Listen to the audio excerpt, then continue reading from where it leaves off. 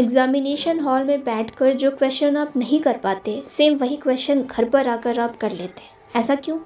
कभी सोचा है आपने? आज की ये वीडियो इसी के ऊपर है। हम बात करने वाले हैं इस टॉपिक पर कि ऐसा क्यों होता है कि एग्ज़ामिनेशन हॉल में आप जो क्वेश्चन नहीं कर पाते हैं, आपको नहीं आता, वही सेम क्वेश्चन आप घर पर आकर करते हैं तो सही आंसर आ जाता है। ये बहुत बड़ी प्रॉब्लम है और बहुत सारे स्टूडेंट्स इसे सफ़र करते हैं। बहुत सारे स्टूडेंट्स का डाउट रहता है कि इसके लिए हम क्या करें। इस वीडियो में हम इसी प्रॉब्लम को और इस प्रॉब्लम के सल्यूशन को डिस्कस करने वाले हैं। तो वीडियो को लास्ट तक ज़रूर देखें, आपको बहुत इन्फॉर्मेटिव वीडियो इसी टाइप की मिलती रहती है, तो इस चैनल को सब्सक्राइब भी कर दो। पहले सल्यूशन जानने से पहले रीज़न जानना बहुत ज़रूरी होता है, जिसके बारे में मैं डिस्कस करने वाली हूँ। देखिए, जब आप घर पर या अपनी कोचिंग या अपने टीचर के सामने बैठकर क्वेश्चन कर रहे होते हैं, तो इससे क्या होता है कि आपको पता होता है कि किस टॉपिक से रिलेटेड आप ये क्वेश्चन कर रहे हैं, या जस्ट उससे कुछ देर पहले ही आपने वो टॉपिक समझा, उस कंसेप्ट को समझा और उससे रिलेटेड आपने क्वेश्चंस कर दिए। एक टाइम पर आप एक क्वेश्चन लेके बैठे रहते हैं या एक ही टॉपिक से लेके बैठे रहते हैं, तो आपसे ये हो जाता है। इसके अलावा आपको पता होता है कि जो गलती आप अभी कर रहे हैं उसको सुधारा जा सकता है। गलतियों को सुधारने के लिए आपके पास टाइम है, और टाइम की भी कोई लिमिट नहीं है। आप आराम से इस क्वेश्चन को 10 मिनट के क्वेश्चन को 15 मिनट 20 मिनट तक आप करते रहते हैं।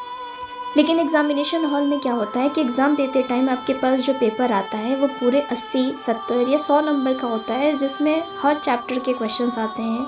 और आपको पता है कि हर चैप्टर में कई सारे कंसेप्ट होते हैं।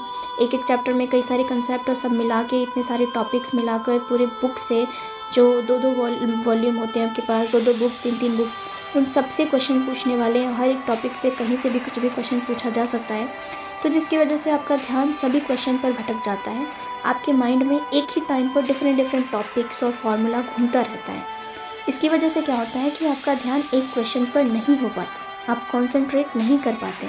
आपके पास टाइम की भी लिमिट होती है। आपको पता होता है कि 3 घंटे में अगर आपने पेपर पूरा नहीं किया तो आपके पूरे साल की मेहनत ख़राब हो सकती है। आपको पूरे साल की मेहनत को एक्सप्रेस करने के लिए बस यही 3 घंटे हैं जिन्हें आप लिख के एक्सप्रेस करते हैं। सो इस सब की वजह से आपके माइंड में काफ़ी प्रेशर बनता है, आपके ऊपर काफ़ी ज़्यादा प्रेशर होता है, और इसकी वजह से आप एक पर्टिकुलर क्वेश्चन पे कंसंट्रेट नहीं करते, और इसकी वजह से आप छोटी छोटी मिस्टेक कर देते हैं और फाइनल आंसर उसका गलत आ जाता है। तो ये तो हो गई प्रॉब्लम की बात, रीज़न कि ऐसा क्यों होता है। अब हम जानते हैं कि इसका सोल्यूशन क्या है, क्योंकि प्रॉब्लम को डिस्कस करना इज़ अनदर कंसेप्ट, पर सोल्यूशन जानना बहुत ज़रूरी है। तो सोल्यूशन की अगर बात की जाए तो इसका एक सबसे बेस्ट और सबसे बेहतरीन सोल्यूशन ये है कि आप एग्ज़ाम में जाने से पहले कम से कम उस सब्जेक्ट का, जिस सब्जेक्ट में आपको दिक्कत है, या सभी सब्जेक्ट का, जितने भी सब्जेक्ट्स हैं आपके पास, उन सभी के 10 सैम्पल पेपर ज़रूर से ज़रूर अटैम्प्ट करके जाएं। ये one of the best solution है आपके इन सभी प्रॉब्लम का। क्योंकि इससे क्या होगा, आप अगर 10 ईयर के सैम्पल पेपर करते हैं, आपको पता रहता है कि किस पैटर्न से, किस टाइप के, या किस टॉपिक से किस टाइप के क्वेश्चंस आते हैं। ठीक है, किस टॉपिक से किस टाइप के क्वेश्चंस आते हैं। और यकीन मानिए कि 10 सैम्पल पेपर अगर आप कर लेते हैं तो मुझे नहीं लगता कि सीबीएसई के पास इतने सारे क्वेश्चंस हैं कि उनके अलावा भी वो आपसे क्वेश्चन पूछें। क्योंकि 10 सैम्पल पेपर अगर आप करते हैं तो कहीं ना कहीं उन्हीं क्वेश्चंस को घुमा फिरा के आपसे पूछा जाएगा आपके एग्ज़ाम में, तो आप उसे ईज़िली आंसर कर सकते हैं।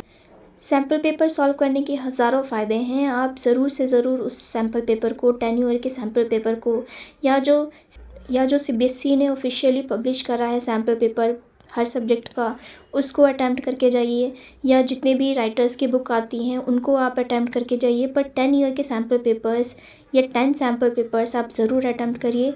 इसकी वजह से आपका पूरा माइंड सेट रहेगा, आपका कॉन्फिडेंट बिल्डअप होगा, आप बिल्कुल रिलैक्स रहेंगे और आपको पता रहेगा कि किस टाइप के क्वेश्चंस आपसे पूछे जाने वाले हैं। सो ये तो एक बेस्ट सोल्यूशन है आपके प्रॉब्लम का।